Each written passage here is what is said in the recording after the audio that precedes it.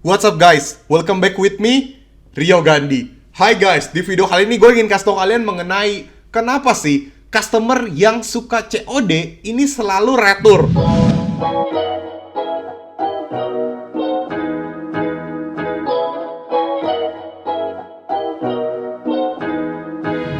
Halo teman-teman, mungkin beberapa dari kalian yang penjual online dan mengaktifkan COD, atau mungkin kalian yang sudah melihat video-video yang belakangan ini sering banget viral, di mana kurir ekspedisi ketika antar barang ke rumah customer yang menggunakan fitur COD ini marah-marah karena tidak mau membayar barangnya, katanya tidak sesuai. Gitu ya Bu ya?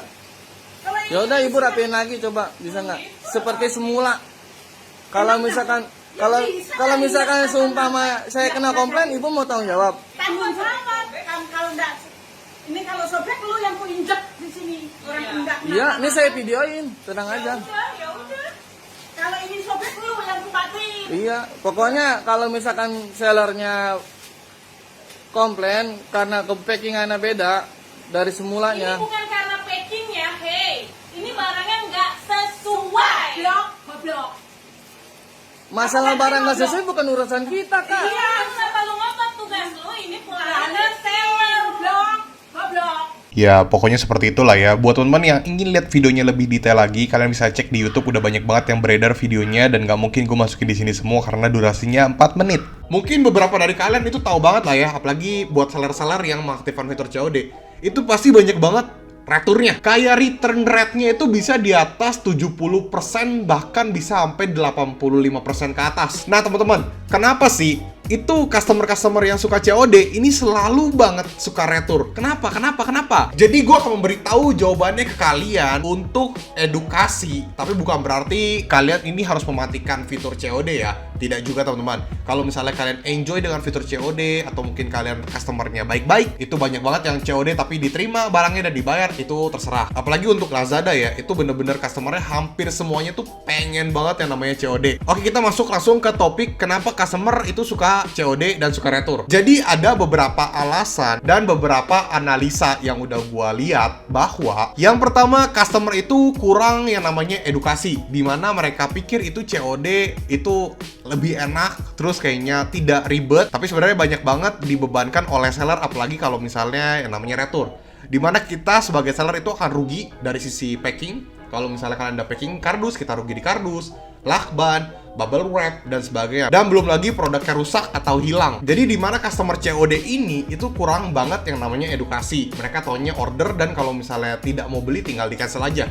Padahal banyak banget kerugian di pihak sellernya. Yang kedua, customer itu sebenarnya mempunyai uang saat itu ketika dia order barang, tapi ketika di hari H uangnya ini dipakai dan tidak mempunyai uang lagi, atau mungkin sedang tidak mempunyai cash, tidak mempunyai uang yang dipegang gitu. Adanya mungkin di bank dan dia malas ambil di bank. Setelah dipikir-pikir, kayaknya gue nggak butuh-butuh banget nih barang, jadi akhirnya di cancel. Nah ini banyak banget kejadian seperti ini. Jadi dimana customer ini saat itu mempunyai uang ketika order, dan di hari H barangnya udah sampai dan udah diantar, itu nggak megang uangnya lagi. Dan ini biasanya sering terjadi di yang lokasinya jauh-jauh. Misalnya dimana kalian itu jualnya di Jakarta misalnya, dan misalnya pengirimannya itu di luar Jakarta, dan itu biasanya retur COD-nya itu tinggi banget return rate-nya. Tapi bukan berarti yang COD dari Jakarta ke Jakarta juga nggak cancel ya, itu banyak juga. Yang ketiga, alasan yang paling sering dipakai oleh customer itu adalah kepencet anaknya. Gue juga kurang mengerti teman-teman, itu sebenarnya bener atau enggak alasannya, karena hampir semua seller yang gue perhatiin, dan kayak teman-teman gue juga, atau mungkin gue pribadi nih, itu banyak banget dapat komen di chat, itu sorry kak, anakku kepencet, jadi kepencet order gitu, tolong dibatalin aja ya. Itu bener-bener dari misalnya 20 chat, itu hampir 18 chat itu bilangnya kepencet anaknya. Gue gak ngerti kenapa itu alasan yang paling sering dipakai. Jadi itu bener-bener menurut gue aneh banget sih. Jadi gue gak tahu ini kebenarannya itu iya atau tidak, hanya Tuhan yang tahu dan diri dia sendiri. Mungkin teman-teman di sini yang punya pengalaman tersebut bisa tinggalkan di kolom komentar, kita sharing bareng. Pernah gak kalian mengaktifkan fitur COD lalu dapat customer jawabannya unik-unik? Tapi gue rasa paling banyak tuh bilangnya kepencet anaknya. Tapi jujur gue pribadi, gue paling kesel sama kurir-kurir ekspedisi yang diomelin sama customernya. Itu ngaco banget. Padahal kan namanya fitur COD itu untuk mempermudahkan ya, tapi disalahgunakan sih. Tapi tenang teman-teman, gue juga punya jawabannya untuk kalian. Apakah fitur COD ini bagus atau tidak? Sebenarnya fitur COD ini bagus teman-teman, dimana ini akan mempermudah customer untuk membayar.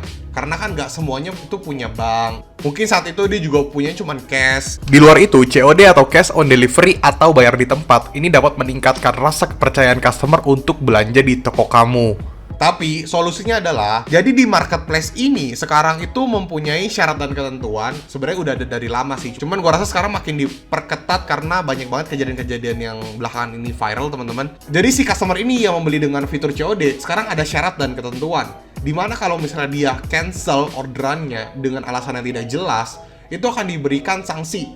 Sanksinya apa? Jadi dia tidak akan bisa yang namanya COD lagi. Gua nggak tahu berapa lama, mungkin 1-2 bulan tergantung marketplace-nya. Jadi lebih tepatnya customer ini akan diberi batas. Kalau misalnya mungkin cancel-nya lebih dari 1 kali atau 2 kali atau 3 kali, itu tidak akan bisa yang namanya COD lagi dalam jangka panjang. Jadi kalau misalnya customer ini udah pernah ke-suspend, pernah kena sanksi, ini tidak bisa COD dan mau nggak mau dia harus transfer atau pembayaran lewat debit, kredit atau sebagainya lah. Jadi sebenarnya teman-teman, di sini gue juga mau ingetin buat kalian, buat teman-teman di sini yang jualan online dengan metode COD dan barangnya ini lumayan mahal atau mungkin barang-barang yang mudah pecah atau mudah rusak, itu lebih baik jangan diaktifkan fitur COD-nya karena bahaya banget. Dimana produk kalian bisa rusak atau hilang atau mungkin pecah di perjalanan. Pokoknya banyak case-case tertentu lah ya. Saran dari gua, kalau misalnya kalian mau COD, itu barang-barang yang kecil-kecil aja lah, yang tidak begitu mahal, atau mungkin barang-barang yang tidak mudah pecah, mungkin seperti plastik, bahan-bahannya plastik yang materialnya itu tidak mudah pecah. Dan kalau misalnya kalian di awal-awal memulai jualan online, itu gue sangat tidak mensarankan kalian menggunakan fitur COD karena return rate-nya itu tinggi banget, dimana kalian bisa boncos, dimana kalian itu akan rugi banget dari sisi packing, lakban, dan sebagainya lah. Apalagi kalau misalnya kalian ini adalah seorang dropshipper, kalian maunya cuan kan.